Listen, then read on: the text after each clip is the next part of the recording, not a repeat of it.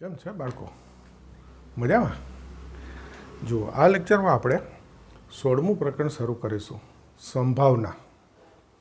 એકદમ સહેલું અને સરસ પ્રકરણ કે મજા આવે ભણવાની. તો પહેલાં બે નવા શબ્દો જાણીએ આપણે. પહેલો શબ્દ છે યાદચ્છિક પ્રયોગ. કયો શબ્દ છે પહેલો?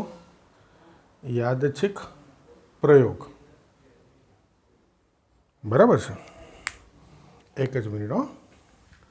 હવે એની વ્યાખ્યા લખીશું. જે પ્રયોગના શક્ય પરિણામ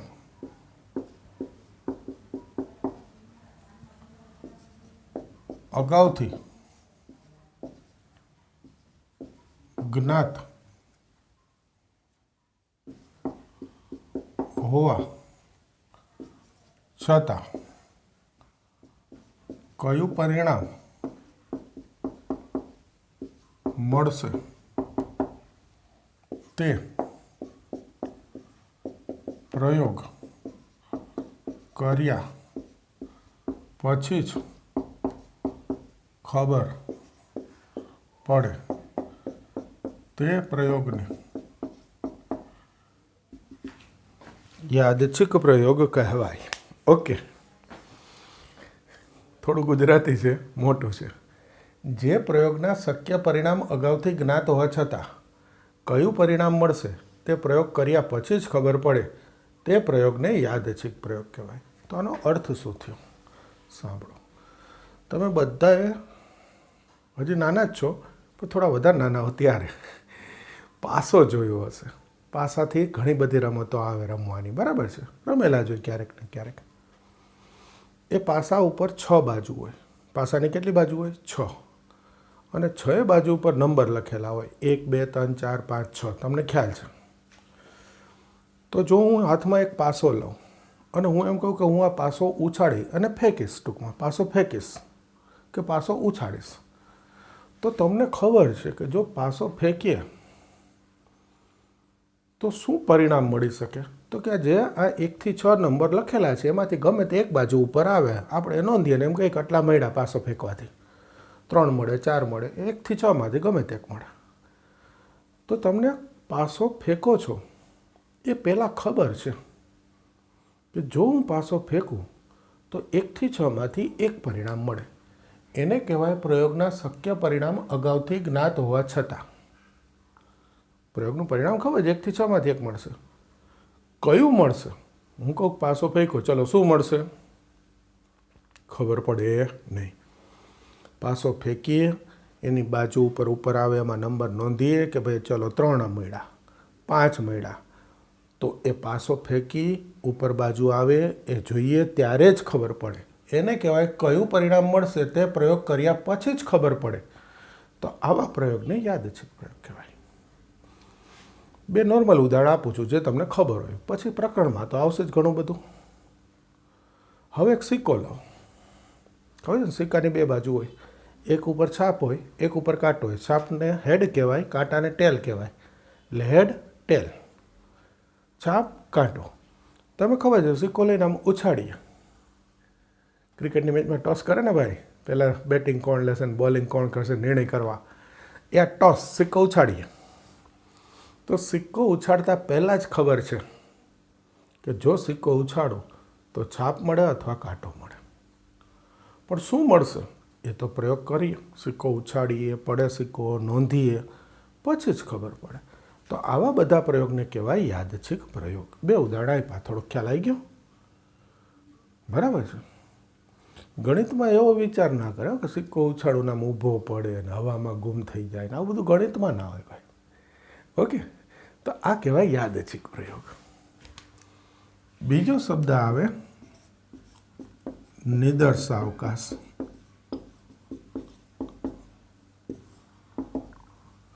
આ જે યાદચ્છિક પ્રયોગ છે ના શક્ય પરિણામના ગણને નિદર્શાવકાશ કહેવાય. આ જે યાદચ્છિક પ્રયોગ છે એના શક્ય પરિણામના ગણને શું કહેવાય? નિદર્શાવકાશ. આપણે પહેલું ઉદાહરણ લીધું હતું કે પાસો ફેંકીએ, તો નિદર્શાવકાશ શું બને? 1 2 3 4 5 6 ગણ જ છે. બીજું ઉદાહરણ લીધું સિક્કો ઉછાળીએ, તો નિદર્શાવકાશ છાપ કાંટો, છાપ હેડ એચથી દર્શાવે, કાંટો ટેલ ટીથી દર્શાવે, તો એચ ટી 2 ઘટક આવે. તો આ યાદચ્છિક પ્રયોગના શક્ય પરિણામોના ગણને શું કહેવાય? નિદર્શાવકાશ. એ નિદર્શાવકાશ દર્શાવવા માટેનો સંકેત છે એસ. ઓકે, એસથી દર્શાવાય.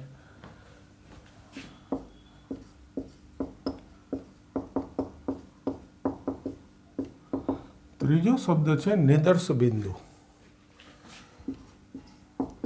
તો નિદર્શાવકાશ ના ઘટકને અથવા સભ્યને નિદર્શ બિંદુ કહેવાય. નિદર્શાવકાશમાં અંદર જે લખો નિદર્શ બિંદુ એટલે ઘટકે બોલાય, સભ્ય બોલાય, પણ સંભાવનાની સારી ભાષામાં નિદર્શ બિંદુ કહેવાય છે. ઓકે, તો આ 3 શબ્દ ઉપરથી આપણું સ્વાધ્યાય 16.1 થાય. એટલે હવે હું બુક હાથમાં લઈશ. એમાં પહેલો જ દાખલો છે, એક સિક્કાને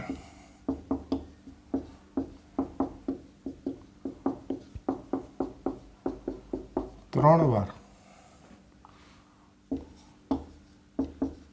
ઉછાળવાના પ્રયોગનો નિદર્શાવકાશ. એક દાખલો બી જોડે લઈ લો ને તો બધા શબ્દો સમજાઈ જાય સરસ રીતે. એક સિક્કાને 3 વાર ઉછાળો, આનો નિદર્શાવકાશ લખવો છે. જોજો, પહેલો જ દાખલો છે, સમજજો જરાક, સાવ સહેલું છે. હમણાં જ મેં સિક્કાનું ઉદાહરણ લીધું કે સિક્કો ઉછાળો તો શક્ય પરિણામ શું? એચટી.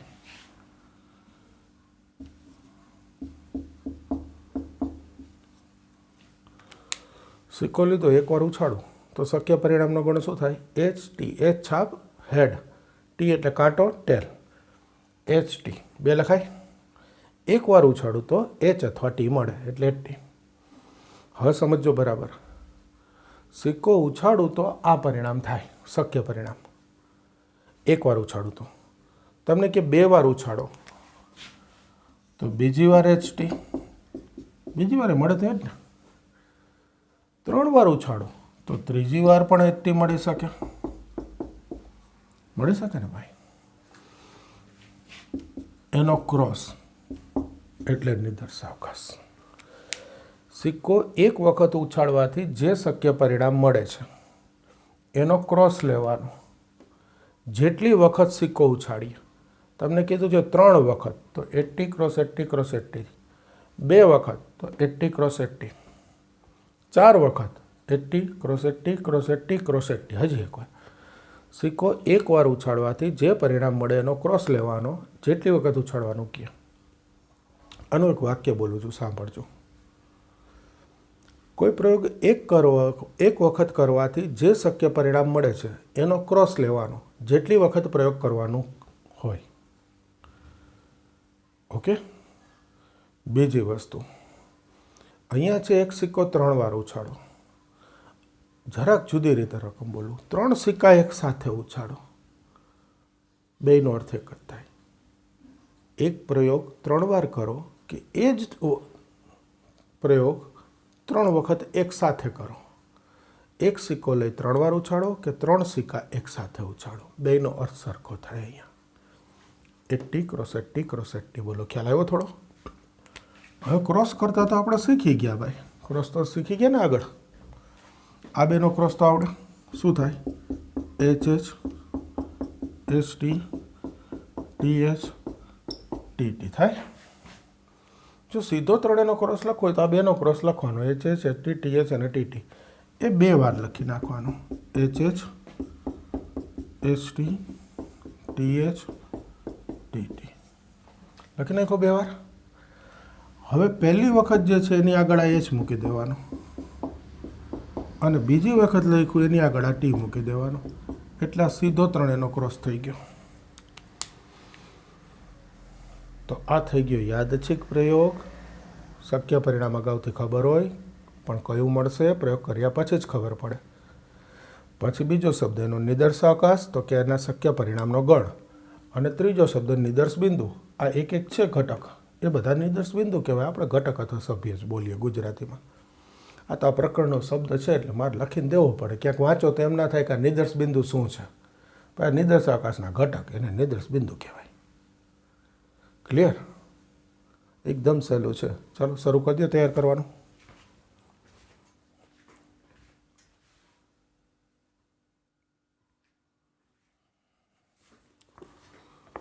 જો બીજા દાખલાની રકમ એક પાસાને 2 વાર ફેંકવામાં આવે છે.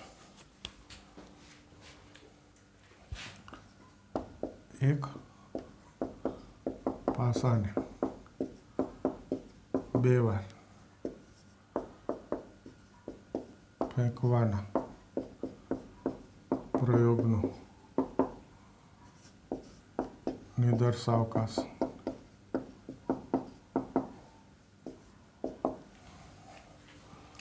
એક પાસો લો. પાસાને એકવાર ફેંકીએ તો આપણે જોયું આગળ ઉદાહરણમાં કે શક્ય પરિણામ શું? 1 થી 6.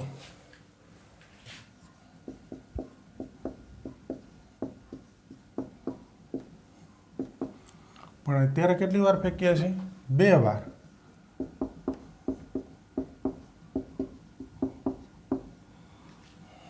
બરાબર છે. પાસો એકવાર ફેંકું તો શક્ય પરિણામ 1 થી 6. તો 2 વાર ફેંકું તો કે 1 થી 6 ક્રોસ 1 થી 6. 3 વાર ફેંકું તો હજી ક્રોસ 1 થી 6. પ્રયોગ એકવાર કરું જે શક્ય પરિણામ મળે એનો ક્રોસ લઈ લેવાનો જેટલી વખત પ્રયોગ કરીએ. બીજું, એક પાસો લઈ 2 વાર ફેંકું છું, એના બદલે 2 પાસા એકસાથે ઉછાળું, અર્થ એક જ થાય. 1 થી 6 ક્રોસ 1 થી 6. 36 ઘટક આવે. તમને ક્રોસ તો આવડે છે. આમ લખાય ને 1 1 ક્રમિક જોડ. 1 2 છેલ્લું લખી નાખું 1 6. ઓકે. એ જ રીતે 2 1 2 2 2 6 3 1 3 2 3 6. હડોટ જવા દઉં છું. છેલ્લું તમને ખબર છે 6 1 થી 6 6 એ પૂરું થશે. ખ્યાલ આવી ગયો ને ભાઈ? 36 ઘટક આવે. આ 36 ઘટક ટૂંકમાં લખવા હોય તો આ લખીને પછી આમ લખી નાખાય એક્સ વાય, જ્યાં એક્સ 1 થી 6, વાય પણ 1 થી 6.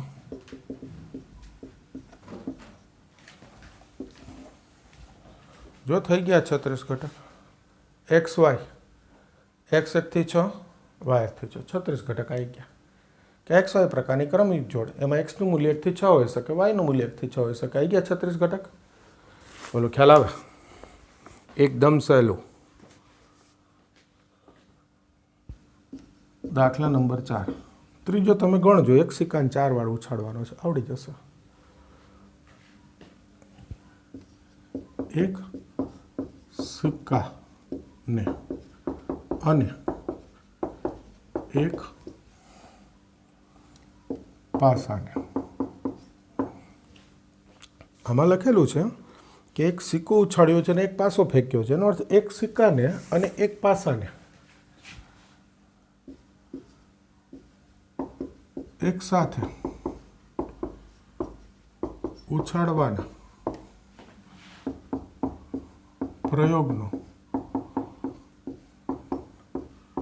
નિદર્શાવકાશ. સિક્કાને ઉછાળીએ એટલે HT, પાસાને ઉછાળવું એટલે 1 થી 6, અને આ બે એક સાથે ઉછાળવું એટલે એનો ક્રોસ. આગળ શીખવાડ્યું એ જ કે એ એક કરતાં વધારે પ્રયોગ તમે એક સાથે કરો છો કે વારાફરતી કરો છો તો પ્રયોગના જે શક્ય પરિણામો એના ગણનો ક્રોસ કરી દેવાનો. આમાં તમને ખબર છે 12 ઘટક આવે. H1 H2 H3 H4 H5 H6. અહીંયા મેં ક્રમિક જોડ ના લખી, આમ લખાય ને ભાઈ, આ રીતે. તો આ જે છે એ જ લખ્યું છે. આ પ્રકરણમાં આને આમ લખીએ ને તો ચાલે છે. સિક્કામાં મેં લખ્યું હતું, હા કહેતા ભૂલી ગયો તમને. HH, HT, TH અને TT ક્રમિક જોડ નહોતી લખી, એ જોડે લખાય છે. જ્યારે આ બે પાસા હોય તો આમ ક્રમિક જોડ બતાવવી પડે, ફરજિયાત. જોઈ લેજો ભાઈ, બે પાસા હોય તો આ ક્રમિક જોડ લખાય, અને 11, 12 એમ ના લખાય, 1, 1, 1, 2 તો આમ જ લખવું પડે. પણ જ્યારે સિક્કો હોય ને ત્યારે આ રીતે ચાલે છે. કોઈ કહેશે સર આવું લખ્યો તો બી ચાલે ભાઈ, પણ નોર્મલી આવું લખાય છે સિક્કો હોય ત્યારે. એ જ રીતે હવે T1 થી T6 ક્રમિક જોડ જ છે આ.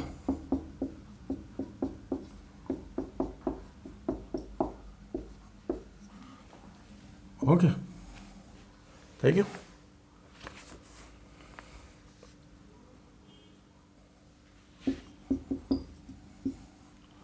પાંચ, એક સિક્કાને ઉછાળીએ.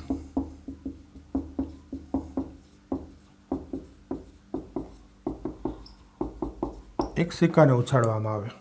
સિક્કા પર છાપ મળે ત્યારે પાસાને ફેંકવામાં આવે. અને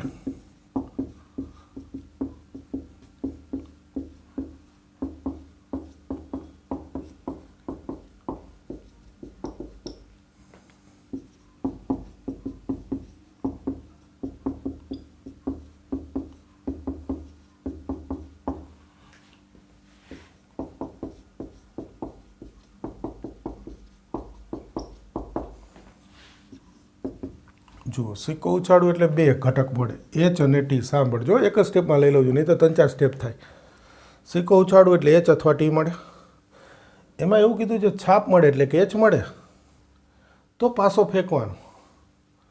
તો આપણે ઊંધું વિચારો કે T મળે તો કાંટો મળે તો કે તો પ્રયોગ પૂરો ભાઈ, કંઈ નહીં કરવાનું, પૂરું. એટલે જો T મળે તો પ્રયોગ પૂરો, એટલે T લખી નાખો. સ્ટેપમાં લખું, જો T મળે તો પ્રયોગ પૂરો. પણ જો H મળે તો, છાપ મળે તો, સ્ટેપ કરી દો. ચલો, એક છાપ મળે તો એક પાસો ફેંકું. પાસો ફેંકું એટલે 1 થી 6. તો છાપ મળે ત્યારે પાસો ફેંકું છું એટલે 1 થી 6 મળે, એ બેનો ક્રોસ. T હોય તો પ્રયોગ પૂરો, એટલે આ એક પ્રયોગ બે ભાગમાં થઈ ગયો કે T હોય તો પ્રયોગ પૂરો, H હોય તો પાસો ઉછાળું એટલે 1 થી 6 મળે, તો H આરે 1 થી 6 મળે, T આરે પ્રયોગ પૂરો. તો જો હું પહેલાં આ લખતો તો ડાયરેક્ટ કે T હોય તો પ્રયોગ પૂરો, H હોય તો એની સાથે 1 થી 6, H1, H2, H3, H4, H5, H6. બોલો, ખ્યાલ આવે? એકદમ સહેલું છે ભાઈ, કશું જ નથી. પણ સંભાવનાનો બેઝ છે હો ભાઈ, ખાસ તૈયાર કરજો. 12મા ધોરણમાં સંભાવના આવે ત્યારે કોઈ આવું શીખવાડવા ના બેસે, એ અત્યારે શીખી લેવાનું છે, પછી સીધું આગળ આવે. એટલે પાયો છે, પાયો સરસ તૈયાર કરી દેવાનો.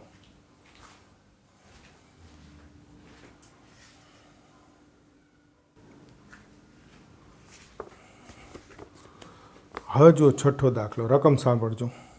તમારે પહેલાં ચોપડીમાંથી રકમ વાંચવાની, રકમ મોટી થતી જશે, બરાબર છે? ઓરડા એક્સમાં 2 છોકરા 2 છોકરીઓ છે. ઓરડા વાયમાં 1 છોકરો 3 છોકરીઓ છે. પહેલાં ઓરડા પસંદ કરવામાં આવે અને પછી એક વ્યક્તિ પસંદ કરવામાં આવે છે, તો નિદર્શક અર્થ જણાવો.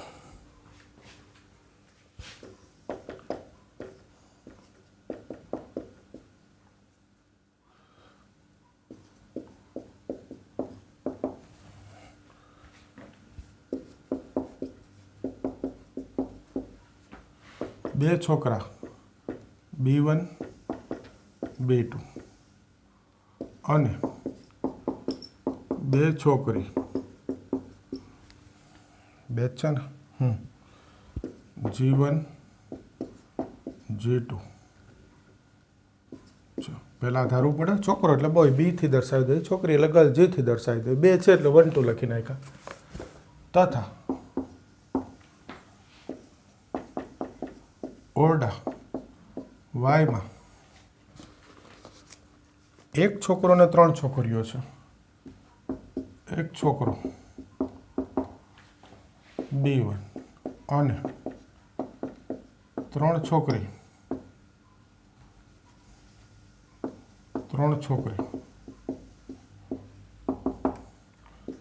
G1, G2, G3 છે. આધાર લીધો આપણે, બરાબર છે. ખ્યાલ આવી ગયો એટલો તો. હવે પહેલાં એક ઓરડો પસંદ કરું. જોજો,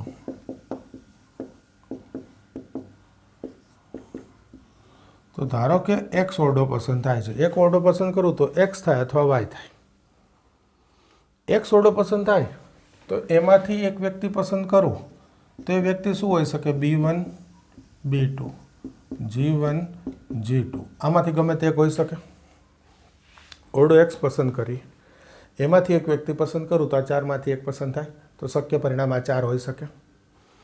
તો ઓરડા એક સાથે આ પ્રયોગ છે, એ બેનો યોગ ક્રોસ યોગ. જો ઓરડો વાય પસંદ કરું તો એમાંથી આમાંથી કોઈ એક વ્યક્તિ પસંદ થાય, B1 G1 G2 G3.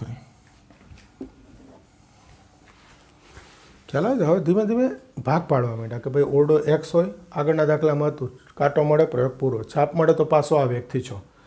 એ જ રીતે ઓરડો એક્સ હોય તો એમાં આ ચારમાંથી એક આવે, ઓરડો વાય હોય તો એમાં આ ચારમાંથી એક આવે. તો એ બેના ક્રોસ કરીને છેલ્લે એ બેનો યોગ ગણ. તો ઘટક XB1 XB2 XG1 XG2 YB1 YG1 YG2 YG3 આવડે ને? હવે એટલું તો લખતા ક્રોસનું લખી લેજો. જુઓ 7. રકમ ખાસ પહેલાં ટેક્સ્ટ બુકમાંથી વાંચજો. એક કોથળામાં એક પાસો લાલ રંગનો, એક સફેદ રંગનો અને અન્ય એક ભૂરા રંગનો છે.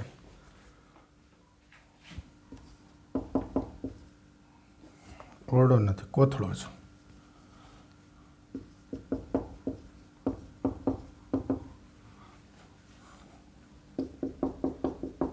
લાલ એટલે રેડ R, સફેદ વ્હાઇટ W અને ભૂરા એટલે બ્લુ B.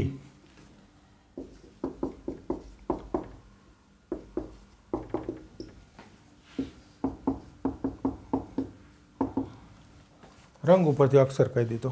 હવે આગળ એક પાસો પસંદ કરી ફેંકીએ તો પાસાનો રંગ અને તેની બાજુ પરની સંખ્યા નોંધીએ તો નિદર્શાકાશ લખો.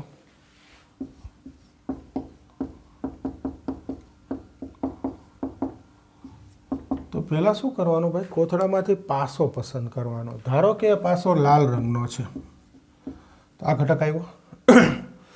હું એમ કહું કોથળામાંથી એક પાસો પસંદ કરો તો નિદર્શાકાશ R W અને B 3 ઘટક આવે. પણ હજી આગળ એક પ્રયોગ છે કે એનો રંગ નોંધી લેવાનો અને પછી એને ફેંકવાનો. આ પાસો ફેંકું તો એની સાથે શક્ય પરિણામ શું આવે? 1 થી 6 પાસો છે એટલે યોગ.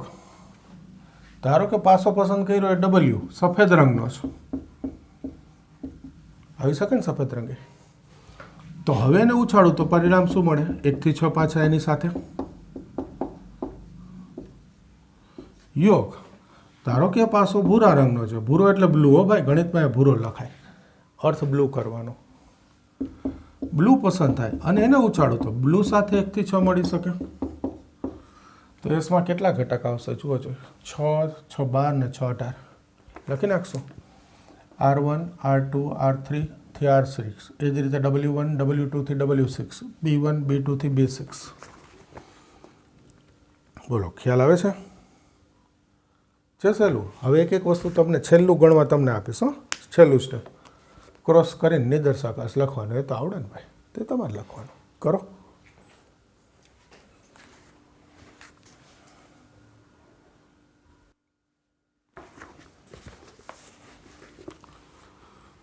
જુઓ 8મો દાખલો. એક પરીક્ષણમાં 2 બાળકોવાળા કુટુંબો પૈકી પ્રત્યેકમાં છોકરા છોકરીઓની સંખ્યા નોંધવામાં આવે. જો જન્મેલ બાળક છોકરો છે કે છોકરી તે ક્રમમાં જાણવામાં રુચિ હોય તો નિદર્શાકાશ લખો. દાખલા નંબર 8 એનો પહેલો.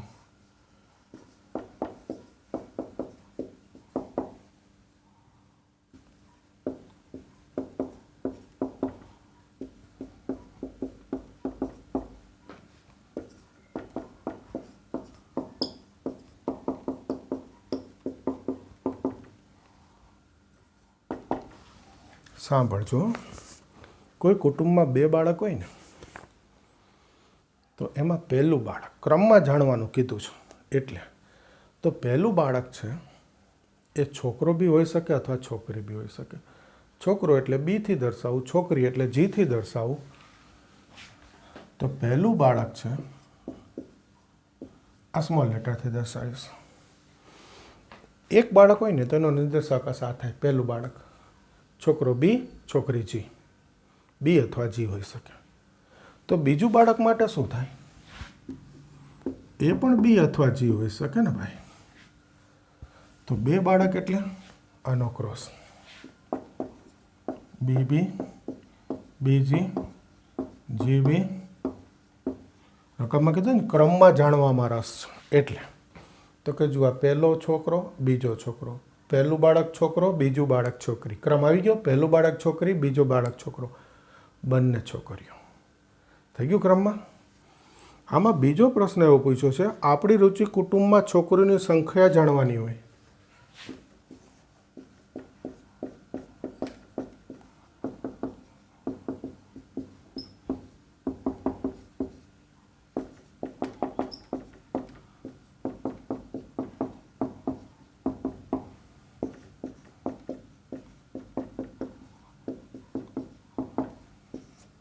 આવી રહ્યું. પહેલાં તો આ જ જાણવું પડે. હવે છોકરીઓની સંખ્યા શું હોઈ શકે? જો આ ઘટક હોય તો બંને છોકરા હોય તો છોકરીની સંખ્યા 0. આમાં છોકરીની સંખ્યા 1 કહેવાય. ક્રમ ભૂલી જાવ એટલે છોકરીની સંખ્યા 1 કહેવાય. ક્રમનું મહત્વ ના રહ્યું કે ભાઈ 2માંથી 1 છોકરી હોવી જોઈએ. તો આ 1 છોકરીની સંખ્યા ને આ બંને છોકરી. તો શક્ય સંખ્યા શું છોકરીઓની? તો કે 0, 1 પણ ને આ ઘટક, 1 છોકરી, આ 2 ઘટક અને બંને છોકરીઓ. માત્ર છોકરીઓની સંખ્યા જાણવી હોય તો નિદર્શાવકાશમાં 0, 1 અને 2 3 ઘટક આવે કે 1 પણ છોકરી ના હોય, 1 છોકરી હોય અથવા બંને છોકરી હોય.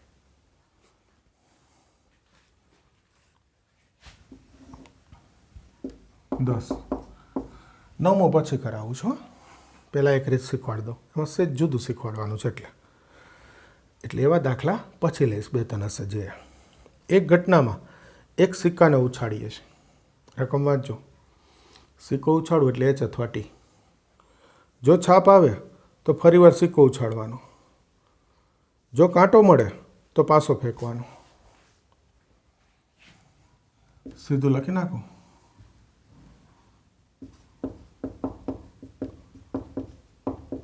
લખી દો. ચલો ને વાક્ય.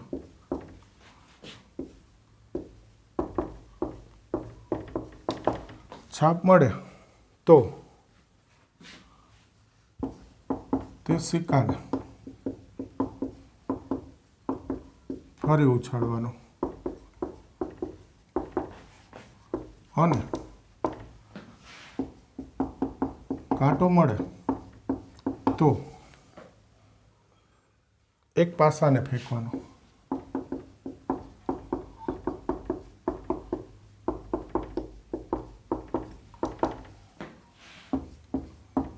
તો નિદર્શાવકાશ S. જો સિક્કો ઉછાળવું એટલે છાપ અથવા કાંટો મળે, એના 2 ભાગ થઈ ગયા. જો છાપ મળે એટલે કે H આવે તો ફરી એક સિક્કો ઉછાળવું, ફરી સિક્કો ઉછાળવું એટલે શું મળી શકે? H અથવા T. તો આ બેનો ક્રોસ યોગ. જો કાંટો મળે તો પાસો ફેંકવાનો. પાસો એટલે 1 થી 6. તો આ 6 ઘટક ના 2 ઘટક 8 ઘટક આવશે. H H H T T1 T2 T3 થી T6 લખી લેશો. લખી લેશો ને ભાઈ. ઓકે.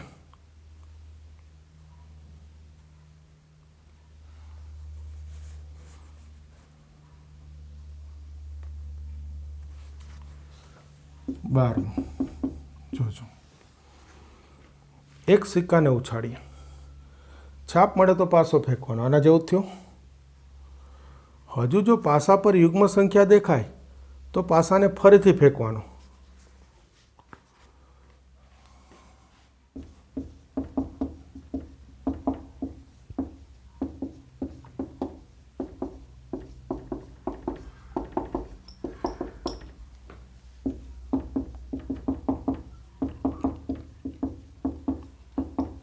પાસો ફેંકવાનો.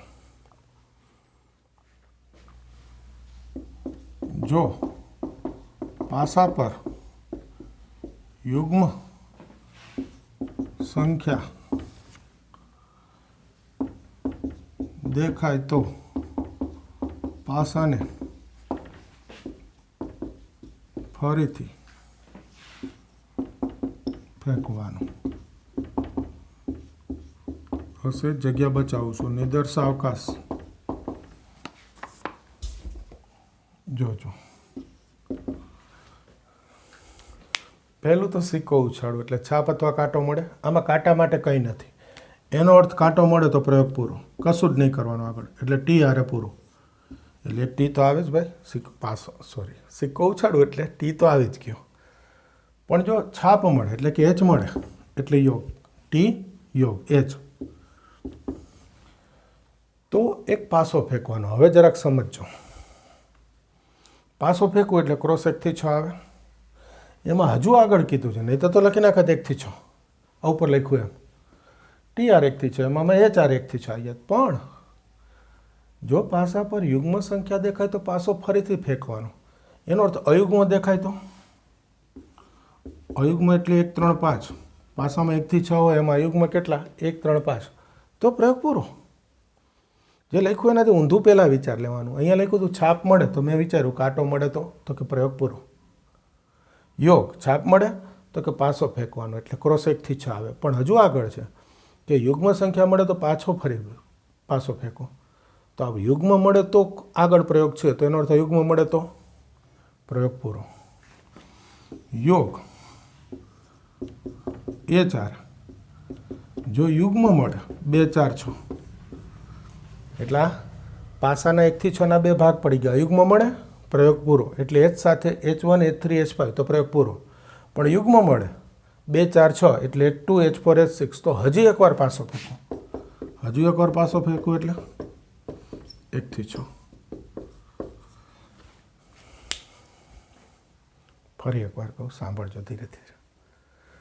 એક સિક્કો ઉછાળું છું તો શું મળે? છાપ અથવા કાંટો. છાપ મળે તો પાસો ફેંકો. કાંટો મળે શું કરવાનું કીધું જ નથી.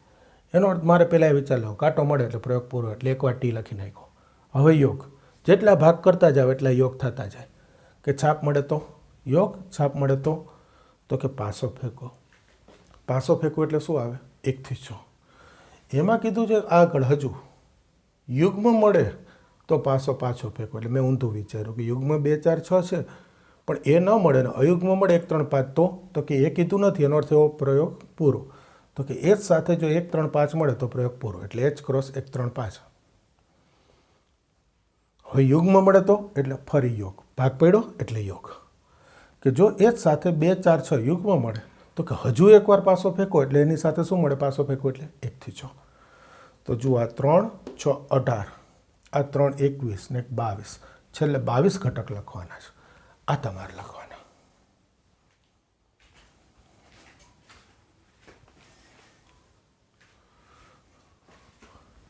હવે જુઓ 22 ઘટક છે એવું મેં કીધું અને ટાઈમ સારો એવો થઈ ગયો છે, તો પછી આજના લેક્ચરમાં આટલું રાખું છું.